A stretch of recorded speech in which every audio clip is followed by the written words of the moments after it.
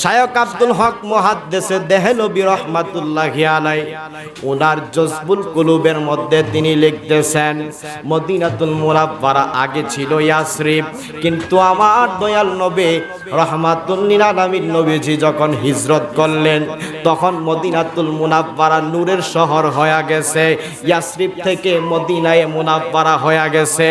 ওই মদিনাতুল মুনাওয়ারাকে যদি কোনো ব্যক্তি এনকার করে, মদিনা না বলে, কোন ব্যক্তি যদি ইয়াসরিব বলে, আল্লাহর কসম শায়খ আব্দুল হক মুহাদ্দিসে দেহলভী লিখতেছে ওই ব্যক্তিকে 10 বার কাফারা দিতে হবে। জোরে কোন কয়বার? 10 বার কাফারা দিতে হবে। এবার শায়খ আব্দুল হক মুহাদ্দিসে দেহলভী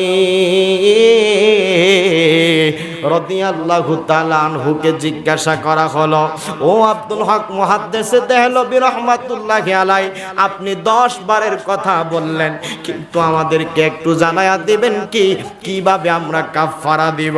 উনি বলতেছেন মদিনাতুল মুনাওয়ারাকে এনকার করে মদিনাকে ইয়াসরিব বলার কারণে একবার না, 2 বার না, একবার যদি ইয়াসরিব বলো 10 বার তোমার কাফারা হচ্ছে। তুমি 10 বার বলবা, পরপর বলবা Medina Taiyaba, Medina Taiyaba, Medina Taiyaba.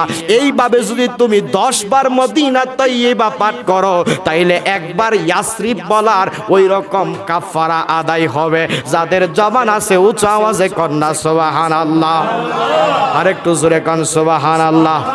তাইলে মদিনাতুল মুনাওয়ারার দাম আছে না নাই? আরেকটু জোরে কোন আছে না নাই? বাজান রে,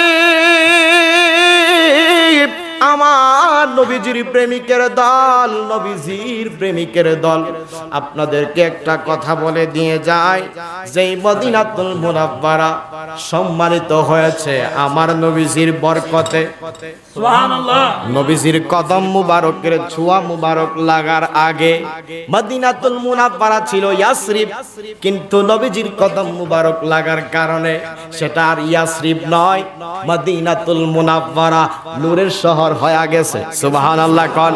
এইটারে কোন ব্যক্তি যদি ইয়াসরিব কই কাফারা দিতে হয় কেন? একমাত্র আমার নবীজির কারণে আল্লাহ সম্মানিত করে দিয়েছেন মদিনাতুল মুনাওয়ারাকে।